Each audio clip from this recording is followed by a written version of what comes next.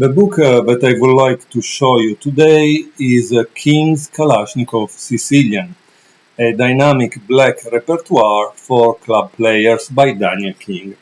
Now, please keep in mind, this is a repertoire based on the Open Sicilian. If your opponent plays something different from the Open Sicilian, you need to get something else to cover it. So, Smith-Morra, Alapin, Close Sicilian, etc., etc., etc. They are not covered in the book. However, with that said, the book, in my opinion, is good because it starts with games, beautiful model games. Inside the book, you can see that the diagrams are colored, and just to be sure that you understand how great this book is, did you notice all the diagrams are turned from the correct side? Finally, all the diagrams are from the correct side. What do I mean for correct side? Well, I'm learning an opening for black. I want the diagrams turned from the black side because I want to be able to follow sometimes without the chessboard, just to train my visualization. I want to improve my visualization, okay? So the book is really great just for that, deserve to stay in your library, in your chess library. Then at the end of the book, there is an index of variation, which is very useful because in case you want to use the book for correspondence game, you can actually find everything right away. And then there is an index of names which help you find stuff. Now, I read, and I didn't know it honestly, it seems that it was a Dutch player that named this variation of the Sicilian Kalashnikov. And inside the book you can read the story of it. I don't know obviously if it's true or not. It seems it's true.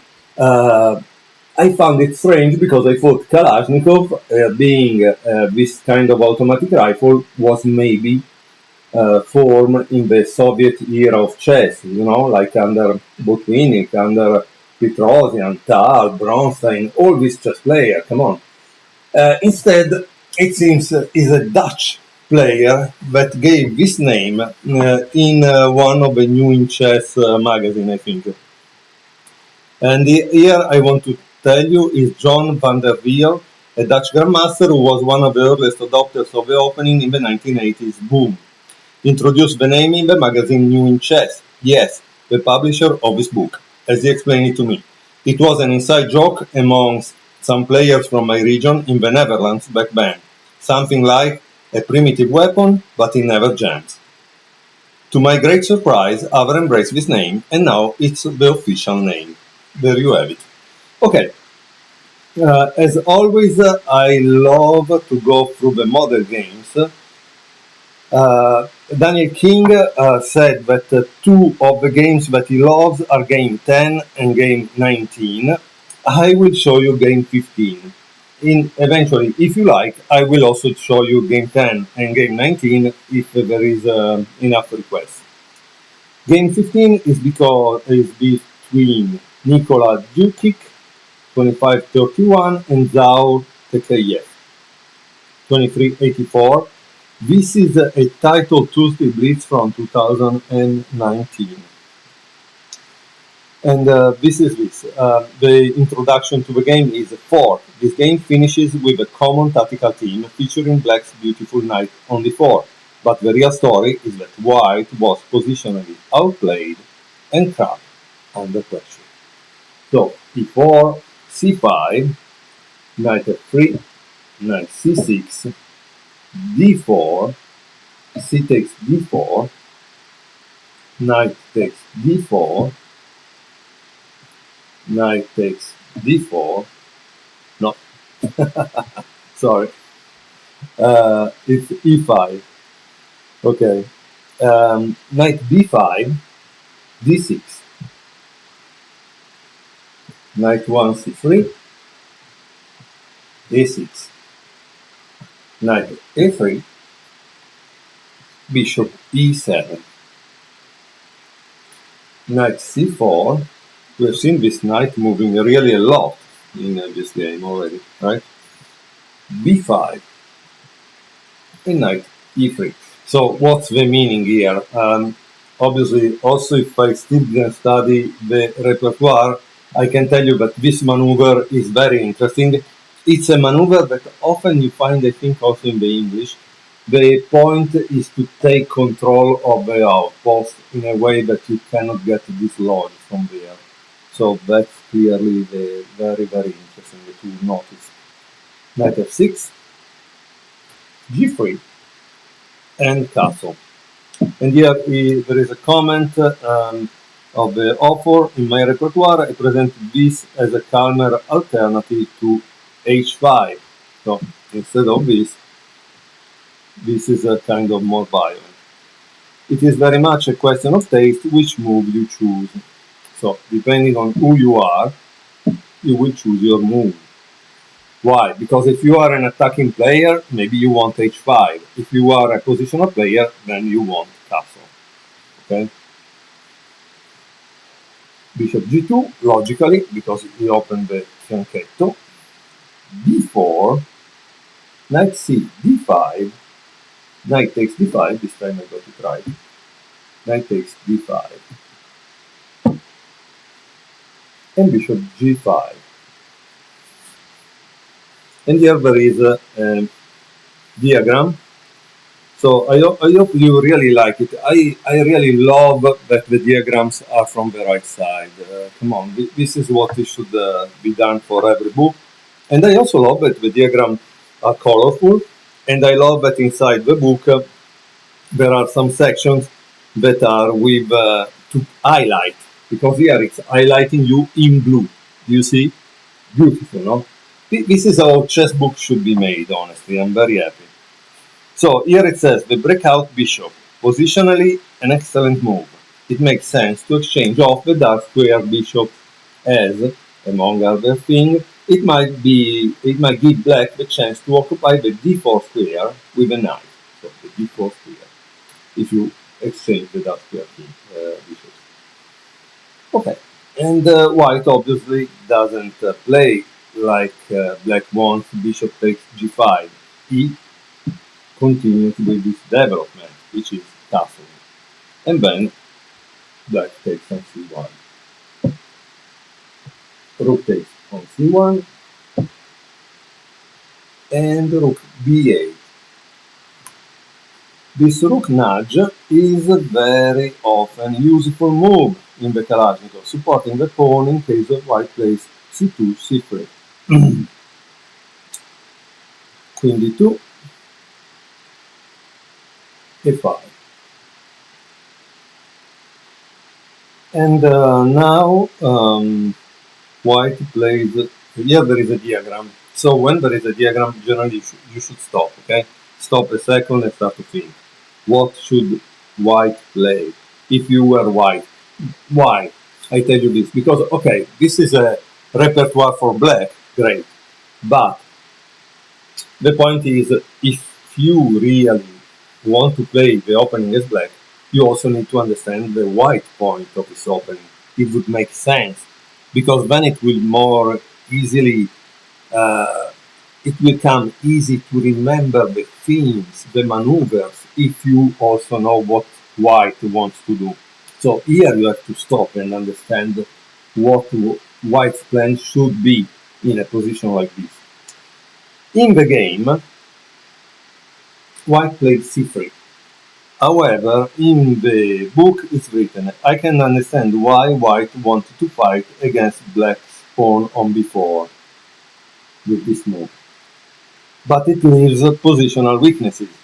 Let me point out an alternative idea. If white had played rook f d1, there is a nice example of a poke, which is bishop g4.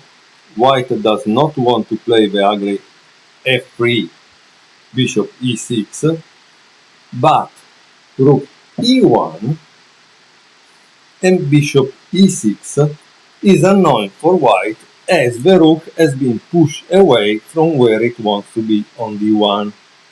Not earth-shattering, but a nice finesse. And now let's return back to the position where black played c3.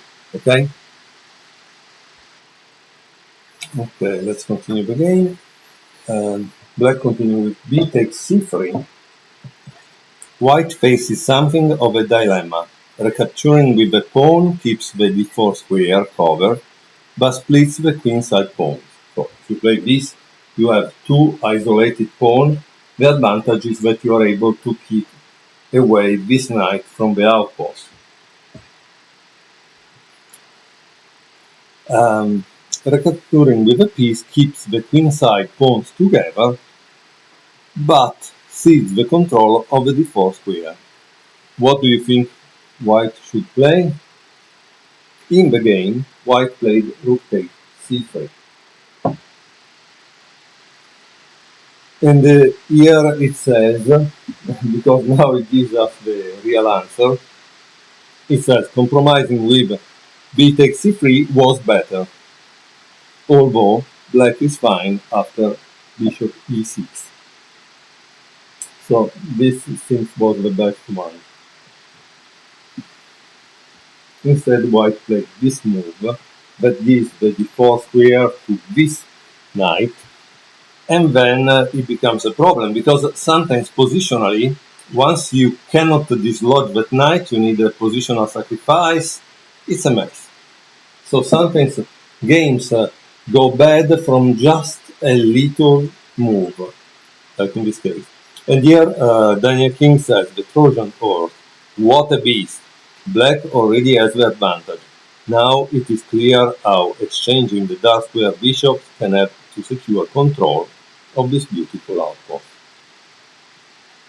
Knight e3, bishop e6, b3, and a4.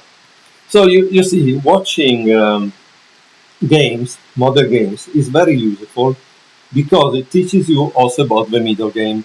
In this case, there is a section, a comment from the author that says, the minority attack comes into play. One pawn breaks up the two pawns, making them easier to target. B takes a4, queen a5, and queen d3. A blunder, but white would face a hard defense anyway, even with best play. So it seems best play was rook c2. And here obviously there is the variation that is given by king. So queen d3. Let's see what black plays. Very interesting. So okay, here there is a diagram, and like I just said, when there is a diagram you need to stop and think. You're black. What do you play in this position? So queen d3, now we can see why it was a blunder, okay? So queen d3, it was a blunder, and if you pause the video and found the move, I think it's very interesting. If you didn't hear the move, queen takes c3. Boom. Great move, right? Queen takes c3, knight e2, king h1, and knight takes c3. And here obviously white resigned. So a very neat little game. As we can see, white was a grandmaster, because this Nikola Jukic has a rating of 25-31, while Zaur Terekeyev, that was black, he was probably a FIDE master with 23-4.